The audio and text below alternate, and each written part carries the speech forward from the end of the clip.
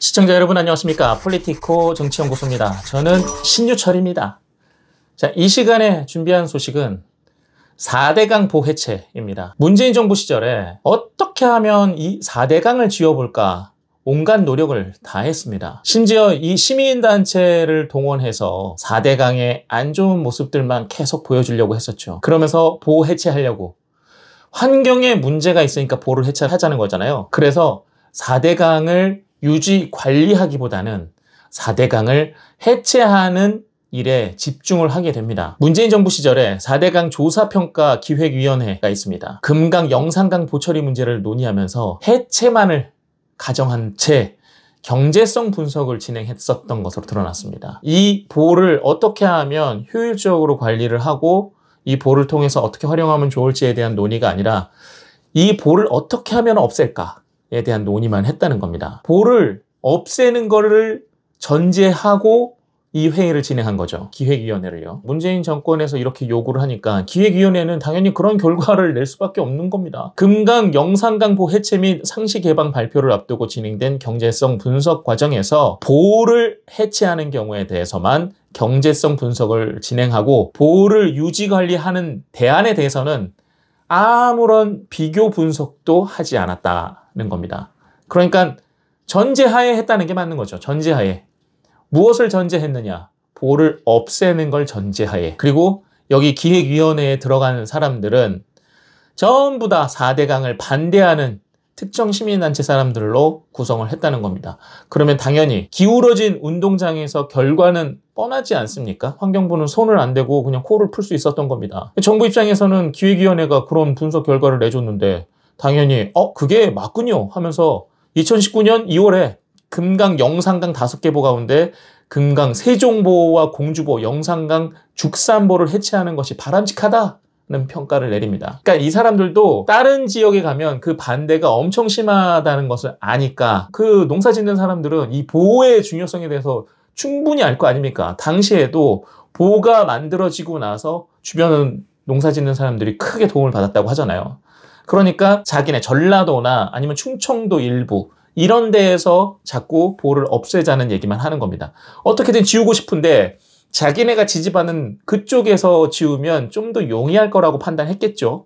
그러니까 금강, 영산강 얘기만 나오는 겁니다. 주구장창. 이 5개 보 가운데 3개를 없애자 얘기가 나온 겁니다. 그리고 또 있잖아요. 당시에 환경부 장관이 김은경인데 블랙리스트, 환경부 블랙리스트로 감방도 갔다 왔죠.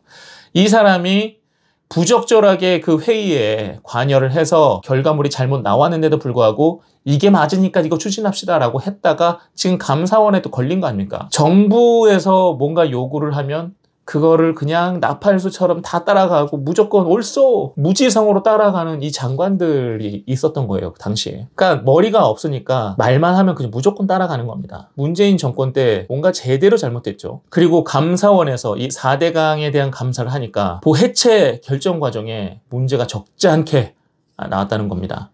그러니까 김은경 당시의 환경부 장관이 얼마나 조작질을 했는지 충분히 알 수 있겠죠. 다행히도 4대강 사업으로 건설된 16개 보 중에 지금 현재는 세종보만 가동이 중단되고 나머지는 운영이 계속되고 있는데 그나마 관리를 하나도 안 해서 그러니까 보가 있어도 점검을 하고 거기에 뭐 퇴적물이라든지 이런 게 쌓이면 또 긁어주고 준설을 계속 해줘야 되는데 그런 거 아무것도 안 하고 손 놓고 그냥 있었다는 거예요. 지금이라도 알았으니 정비를 하면 되고 세종보도 다시 복원해야 되지 않겠습니까? 지난 정권에서는 4대강으로 인한 환경 피해에 대한 얘기에 집중하려고 노력했을 거예요.